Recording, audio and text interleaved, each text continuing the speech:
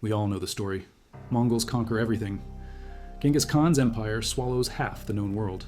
By 1271, his grandson Kublai Khan rules the largest land empire in human history. Hungary to the Pacific, China bends the knee, Korea surrenders. Then Kublai turns east. Japan, an island nation protected by water. 40,000 samurai standing against 140,000 Mongol invaders. Two massive invasions. 1274 and 1281. This is not a story about divine intervention. This is about stone walls built in 6 months, night raids on enemy ships, and warriors who refused to break. What really happened when the Mongols tried to cross the sea? How did a feudal island nation throw back the most powerful military force on Earth? The answer sits in excavated defensive walls, illustrated battle scrolls, commissioned by warriors who were there, and archaeological evidence pulled from the seafloor off Hakata Bay. 300 large transports, 300 fast attack boats, 300 supply tenders. The construction started in April, finished by July 5th. The fleet was supposed to launch in the 7th lunar month, but death and delays pushed it to November. He had time to organize a defense.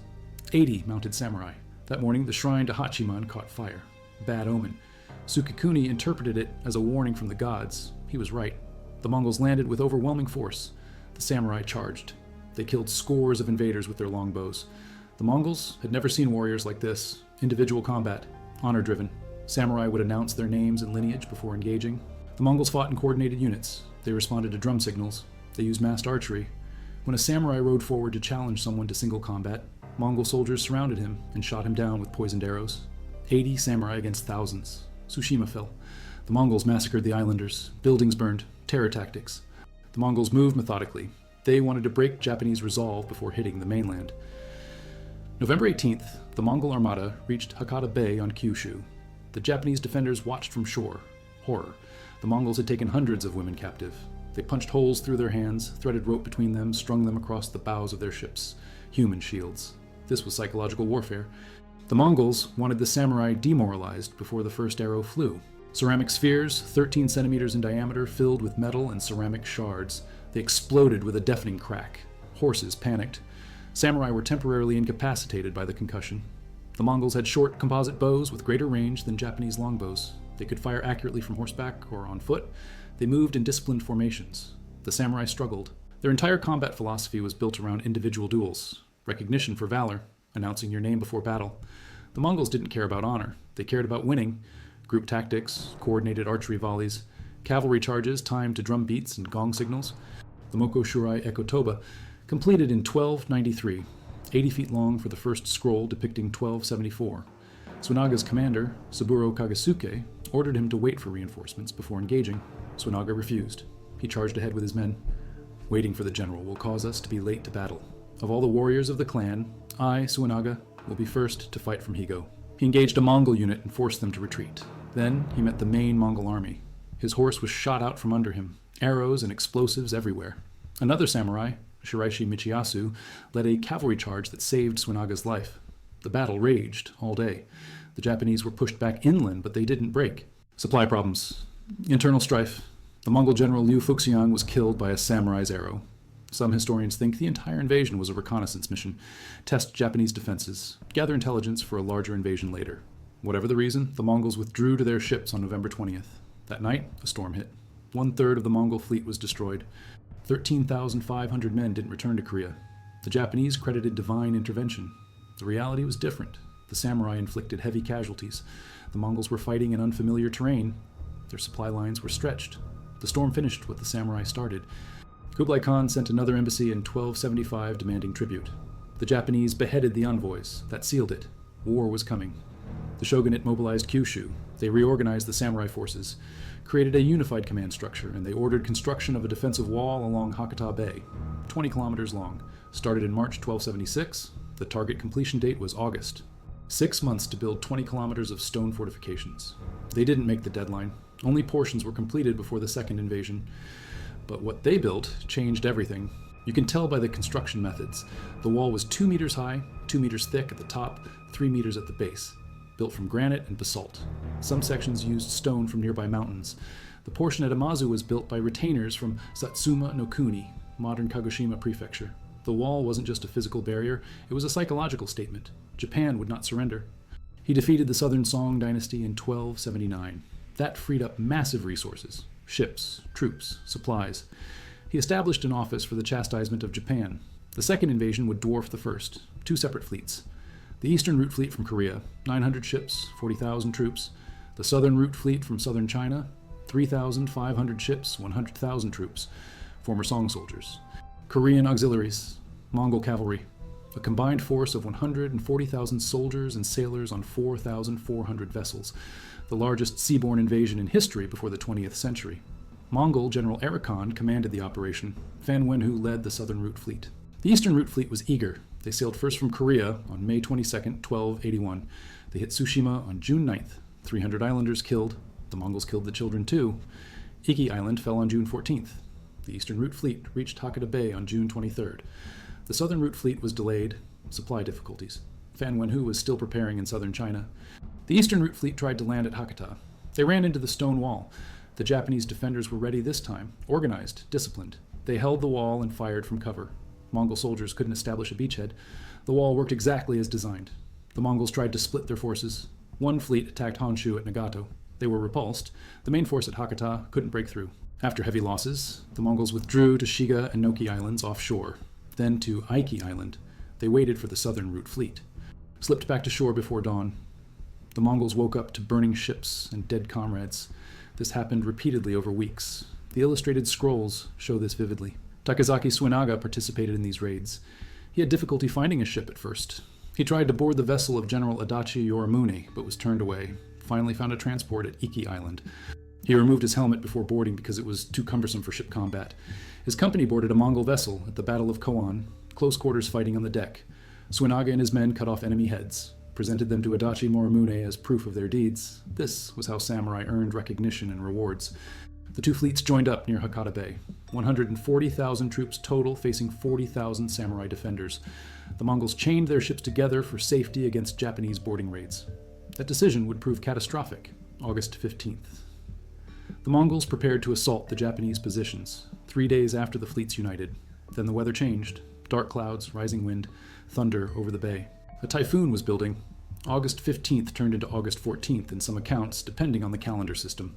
The storm hit with full force, massive waves. Ships chained together couldn't maneuver. They dragged each other down. Hulls smashed against rocks and cliffs. Tens of thousands of men were hurled into the sea. The typhoon raged for 2 days. When it passed, the Mongol fleet was destroyed. At least half the invasion force drowned. All but a few hundred ships perished. The waters between Hakata and nearby islands were so thick with wreckage that people said you could walk across on wooden debris. Archaeological excavations off Takashima Island in Nagasaki Prefecture have recovered Mongol artifacts. Ship timbers, stone anchors, explosive shells. One shell measured 13 centimeters in diameter. CT scans showed metal and ceramic shrapnel inside, potentially lethal at close range. These underwater findings confirm the scale of the disaster.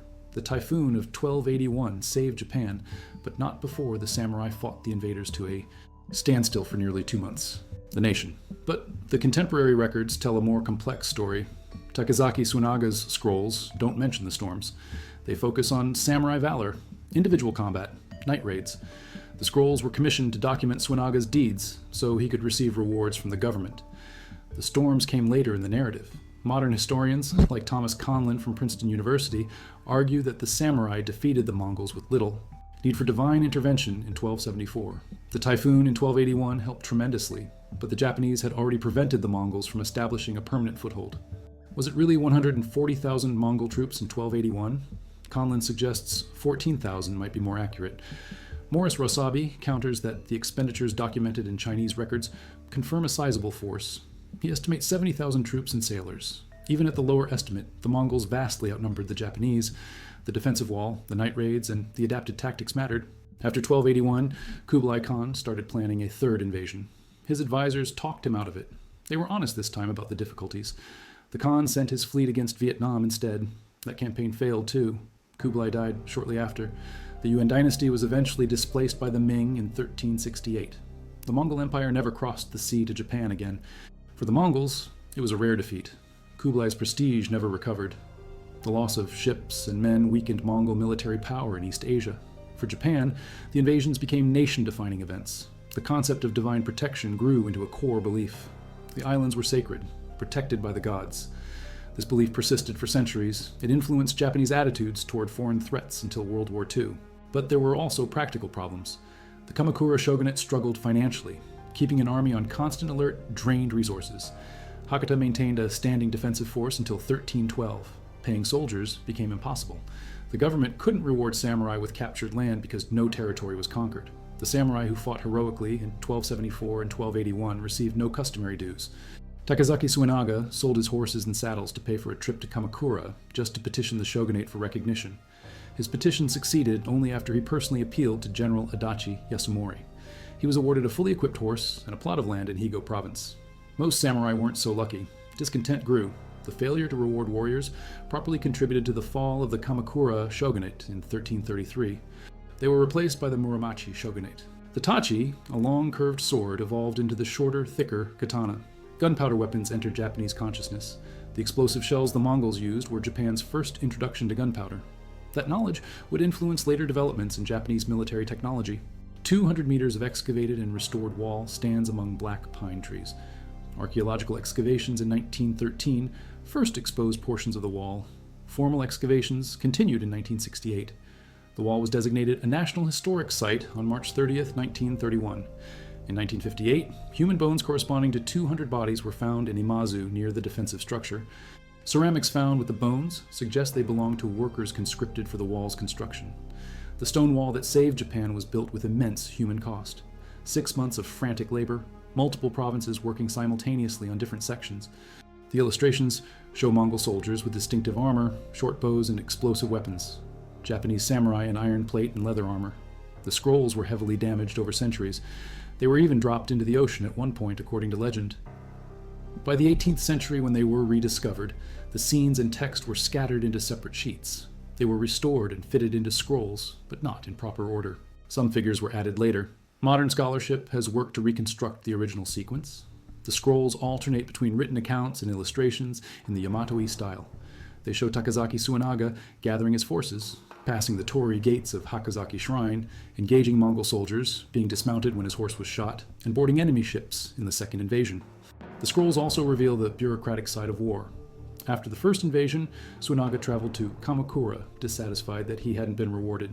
He visited multiple shrines along the way, made offerings. At Kamakura, he met with government officials to appeal his case. They ignored him initially, no evidence. His fellow warriors testified, but it wasn't enough. The shogunate needed written certification. Without proper documentation, valor meant nothing. Only after Suenaga's personal appeal to Adachi Yasumori did he receive recognition. This speaks to the rigid administrative system of the Kamakura government.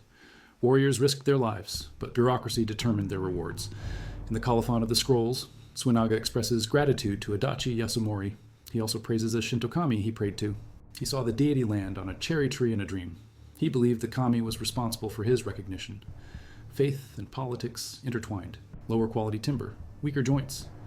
The Yuan dynasty rushed production to meet Kublai Khan's deadlines. That made the fleet more vulnerable to storms. The archaeological evidence supports historical accounts that describe massive shipbuilding programs in Korea and southern China. Thousands of workers conscripted. Many died during construction. The human and economic cost was staggering for both sides. The strategic importance of the invasions extends beyond Japan. The failure to conquer Japan represented a limit to Mongol expansion. The Mongol Empire had conquered vast territories across Asia and Europe. They adapted to different terrains and enemies, but the sea was their weakness. Naval invasions required different logistics, different tactics. The Mongols were steppe warriors, cavalry, open plains. The narrow waters around Japan and the defensive capabilities of the samurai forced them to fight in unfavorable conditions. This pattern repeated when the Mongols tried to invade Vietnam and other Southeast Asian kingdoms. Water was their barrier. The invasions of Japan demonstrated that even the most powerful land empire had limits. The belief in divine protection became deeply embedded in national consciousness. When European powers arrived in the 16th century, Japan approached foreign relations with the confidence of a nation that had repelled invasion. The Tokugawa shogunate maintained a policy of sakoku, national isolation, for over 2 centuries. Part of that confidence came from the memory of 1274 and 1281. Japan had stood alone against the greatest empire on earth and survived. That memory shaped Japanese identity until Perry's black ships forced the country open in 1853. Even then, the kamikaze legend persisted. It resurfaced tragically in World War II when the Japanese military adopted suicide tactics and named them after the divine wind. The Mongol invasions of Japan were decided by multiple factors. Japanese defenders fought fiercely in 1274 and prevented the Mongols from penetrating deep into Kyushu. The stone wall built between invasions neutralized the Mongols' ability to establish a beachhead in 1281. The samurai adapted their tactics. Night raids disrupted the Mongol fleet before the typhoon hit. The storms in both invasions were significant, especially in 1281, but they struck an enemy that was already struggling. Supply problems, internal strife, unfamiliar combat conditions, extended time at sea left the fleets vulnerable. When the typhoon hit, the Mongols had chained their ships together for protection against Japanese raids. That decision turned the entire fleet into a death trap. 13,500 Mongol troops didn't return from the first invasion. In the second invasion, at least 70,000 drowned, according to lower estimates. Traditional sources say over 100,000 died. The exact number is unknowable, but the scale is clear. Tens of thousands of Mongol, Chinese, and Korean soldiers and sailors died in these campaigns. Thousands more perished building the fleets. For Japan, casualties were also severe, though less well documented. Tsushima and Iki were devastated in both invasions. Hakata suffered damage. The long-term economic strain of maintaining coastal defenses weakened the shogunate. The Act of February 4th, 1277 in Japan, reduced land tax from 3% to 2.5% because the invasions drained resources. For the UN, crushing the Satsuma Rebellion centuries later would cost Japan 420 million yen, forcing the country off the gold standard. The Mongol invasions were similarly expensive for Kublai's empire. They diverted resources from other campaigns, weakened the government's grip on newly conquered territories, contributed to the eventual fall of the Yuan dynasty. Tradition of divine protection. The actual history was more complex. The samurai of 1274 and 1281 fought with skill and courage. They adapted to a new type of warfare, built defensive fortifications in record time, conducted guerrilla operations against a superior force. The storms helped, especially in 1281, but Japanese resistance was the foundation. Without the wall, without the night raids, without the willingness to fight against overwhelming odds, no amount of wind would have saved Japan. The Gifu Sekigahara Battlefield Memorial Museum includes exhibitions on samurai warfare that reference the Mongol invasions as a turning point. Takazaki Suinaga, once forgotten, was memorialized in the late 18th century when his scrolls were rediscovered. Japan built shrines and monuments honoring him as a national hero, the personification of a Japan unconquered by foreign invaders. His scrolls had done their work 500 years after his death. They raided enemy ships at night. They held the line for 2 months in 1281 before the typhoon struck. That's not divine wind, that's human will. Stone and steel, blood and determination. The myth says the gods saved Japan. The evidence says the Japanese saved themselves. 6 months of brutal work. Some didn't survive to see the wall completed. That's the real cost. Not just samurai glory, not just divine intervention. Ordinary people building a barrier against invasion, knowing another attack was coming, working until their hands bled, stacking stone after stone along 20 kilometers of coastline. The wall held. Those workers saved Japan as much as any samurai. If you value documented military history like this, subscribe. It's the best way to support our work. Also, comment from which city you're hearing this from. This script is researched and factual. I'm using sources from the Wikipedia article on Mongol invasions of Japan, last updated 2 weeks ago in January 2026, Thomas Conlin's peer-reviewed book, In Little Need of Divine Intervention, published by Cornell East Asia series, which provides translations of Takazaki Suinaga's scrolls and 70 administrative documents from the Kamakura period, and archaeological reports from the Fukuoka City Board of Education, documenting excavations of the Genko-Borui defensive wall published between 1958 and 2002. These aren't surface-level sources. These are deep academic works and primary historical documents that reconstruct the invasions from contemporary records, not later mythology. Now back to the information. Historical texts mention huotong, fire tubes, at the Battle of Tsushima in 1274. The Hachiman Gudukan, written in 1360, mentions iron pow that caused a flash of light and a loud noise when fired. The Taiheki describes weapons shaped like bells that made thunderclaps and shot out thousands of iron balls. Whether these were true firearms or advanced incendiary devices is debated. What's certain is the Mongols brought weapons technology Japan had never encountered. Explosive shells, possibly early cannons. The psychological impact was as important as the physical damage. Imagine being a samurai trained in traditional archery and swordplay suddenly facing explosions and projectiles you don't understand. The Mongols used shock and awe centuries before the term existed. The Yumi longbow was the primary weapon. Asymmetric design, longer on top than bottom to allow firing from horseback. Powerful, long range, but slower to reload than Mongol composite bows. The naginata, a curved blade polearm, was carried by infantry protecting mounted samurai. Japanese swords were legendary even then. Chinese intellectuals who served Kublai Khan wrote that Japanese swords were long and extremely sharp. Wang Yun and Zheng Xixiao mentioned this in their books. The Mongols respected Japanese blade quality. In close combat, the samurai had an advantage. Their armor was better too, iron plates laced with leather. Only Mongol heavy cavalry wore comparable armor. Most Mongol soldiers wore lighter protection, or none at all. But the Mongols compensated with numbers, discipline, and combined arms tactics. Cavalry working with infantry. Archers supporting advances. Commanders coordinating movements with drums and gongs. The samurai operated in small bands. Local leadership. No unified battle plan. Initially, the Mongol military machine was refined through decades of conquests across Asia. The samurai were individually skilled but tactically fragmented. That changed after 1274. When the Mongols returned in 1281 and couldn't breach the fortifications at Hakata, they had to stay on their ships. That neutralized their cavalry advantage. Mongol strength was mobility, fast-moving horse archers, envelopment tactics, feigned retreats. On ships anchored offshore, they couldn't use those tactics. The Japanese exploited this. Small boat raids at night, board the enemy, set fires, withdraw before reinforcements arrive. This wasn't traditional samurai warfare. No formal challenges, no announcing lineage. This was guerrilla combat, pragmatic, effective. The samurai set aside their code of honor when survival demanded it. That flexibility was crucial. If the Japanese had rigidly stuck to individual combat, they would have been slaughtered. Instead, they adapted, learned from the first invasion, built defenses, changed tactics, survived. Even if that number is exaggerated and the real figure is 70,000, the logistical challenge was immense. Medieval kingdoms rarely mounted invasions on that scale. The Yuan dynasty did it twice within 7 years. That testifies to the empire's power, also to Kublai Khan's obsession. He wanted Japan. Personal pride was involved. The Japanese had rejected his diplomatic overtures, beheaded his envoys in 1275. That was a direct insult to Kublai's authority. The invasions became as much about ego as strategy. When they failed, Kublai's advisors initially blamed the weather to protect themselves. Later, they were more honest. The Japanese were formidable. The sea was a barrier. The cost wasn't worth another attempt. The invasions brought regional samurai together, forced cooperation across clan lines, created a shared narrative of resistance. This had long-term effects. The idea of Japan as a unified nation facing external threats became embedded in political discourse. Before the invasions, Japan was fragmented, competing clans, local loyalties. The Mongol threat created a common enemy. That unity was temporary. Internal conflicts resumed after the threat passed, but the memory remained. Japan had stood together once. That memory could be invoked again. This confirms that the Southern Route Fleet included troops from across the former Song territory.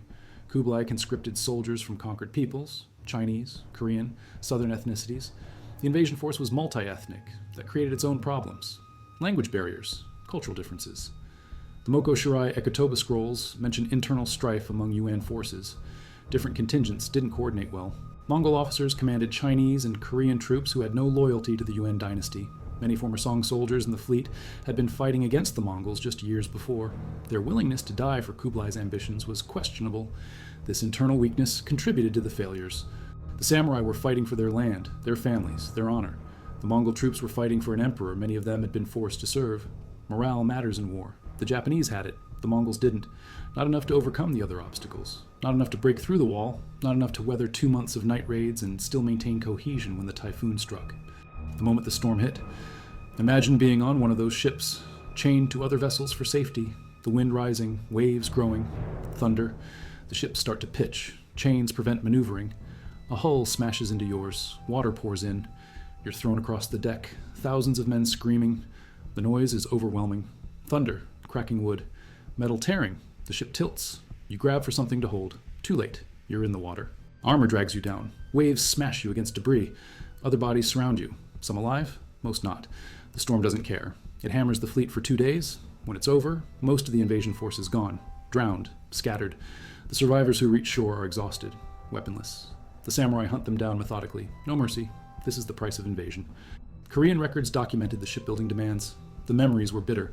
From the Mongol perspective, they had been poised to add Japan to their empire. Twice. Both times, circumstances beyond their control intervened. In 1274, the storm and supply issues forced withdrawal. In 1281, a typhoon destroyed the fleet. The chroniclers emphasized the weather, divine intervention against the Yuan dynasty. For political reasons, they downplayed Japanese military effectiveness. Admitting that an island nation had fought them to a standstill would have damaged Mongol prestige even further. Better to blame the weather. He remembered charging into battle, his horse being shot. being saved by another samurai, boarding enemy ships, cutting down Mongol soldiers, presenting their heads as proof. That was his war, real, bloody, personal. The storms came later in official histories, added by priests and government officials who needed a narrative of divine protection. The warriors who fought knew the truth. They survived through skill and will. 500 years passed before Suenaga's scrolls were rediscovered. By then, the kamikaze legend was firmly established. The rediscovery didn't change the myth. Instead, Suenaga was incorporated into it. He became a symbol of samurai valor under divine protection. Shrines were built, monuments erected. Modern Japan recognizes both the myth and the reality. The kamikaze legend is acknowledged as a later construction. The actual military history is studied and taught. Archaeological evidence is displayed in museums. The Genko-Borui Wall is preserved as a testament to human engineering and determination. The underwater artifacts from Takashima are analyzed and cataloged. The truth is more complex than the myth, also more interesting. Traditional sources say 140,000 samurai, but that's unlikely. Japan couldn't field that many warriors. 40,000 is more realistic, still impressive. One warrior for every 3.5 enemies. The odds were terrible, but the Japanese had advantages. Home territory, defensive fortifications, shorter supply lines, motivation. The Mongols had numbers and battlefield experience, proven tactics, advanced weapons. But they were fighting across water and unfamiliar terrain against an enemy that refused to break.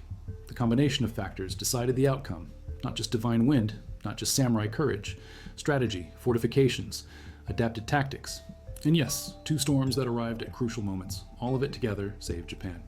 Because their ancestors refused to surrender, built a wall in 6 months, fought for 2 months against impossible odds, changed their entire approach to warfare to survive. That's the real story, not miracle, not mythology, human determination. The Mongol invasions of Japan weren't decided by kamikaze alone. They were decided by stone walls rising along Hakata Bay. By night, raids launched from small boats. By samurai who adapted when their traditional methods failed. By workers who died stacking stones so the wall would be ready in time. By a nation that looked at the most powerful empire on earth and said no. 2 meters high, 2 meters thick at the top, 3 meters at the base, 20 kilometers long, built in 6 months in 1276, still standing 750 years later. That's the evidence. Solid. Undeniable. Japan survived because they built this, because they fought. The storms helped, but the wall came first. Odds, not crushed in a single battle, not through divine intervention alone, crushed through preparation, adaptation, and relentless defense over 2 separate invasions spanning 7 years. The Mongols came twice, both times they failed. The second time, nature finished what the Japanese started, but make no mistake, the Japanese started it. They fought, they held, they won.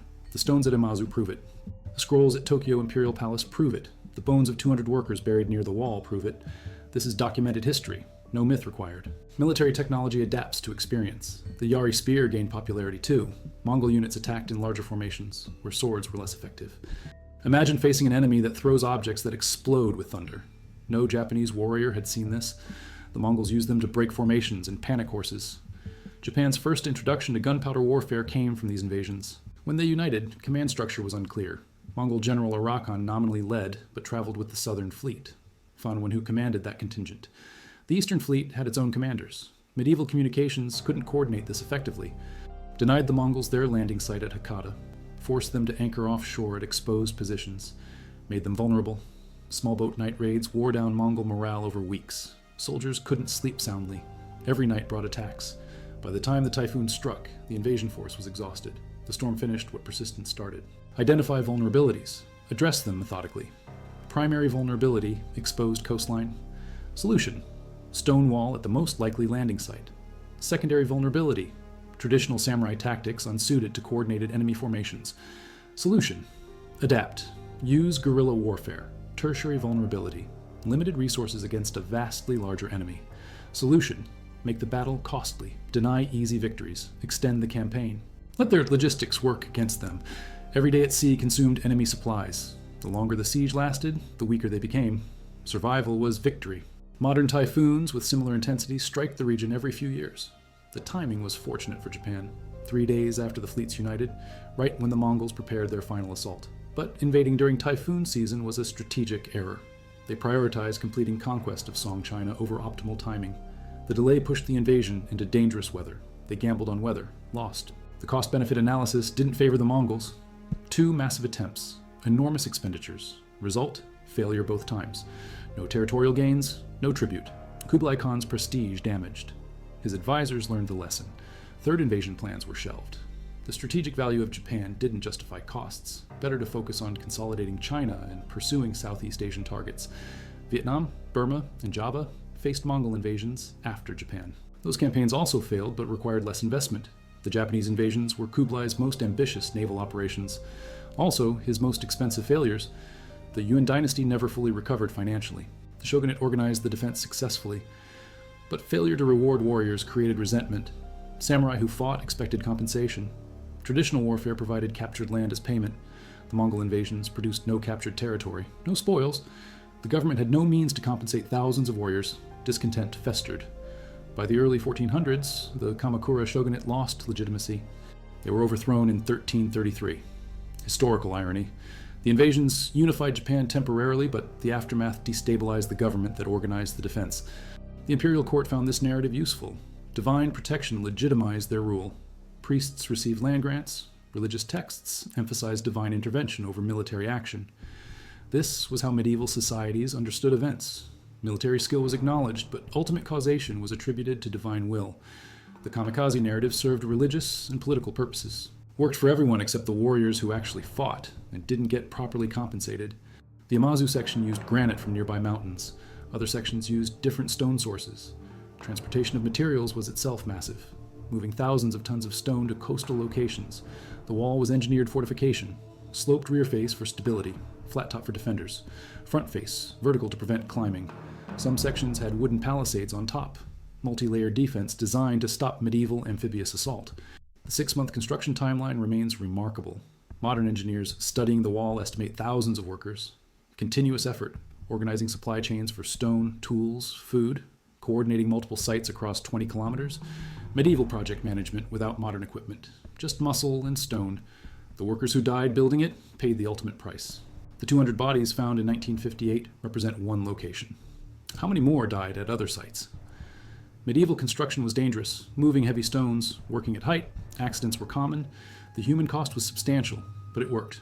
The wall held when it mattered, saved countless lives by preventing the Mongols from landing at Hakata. The workers who built it in 1276 saved their descendants in 1281, legacy measured in stone and survival.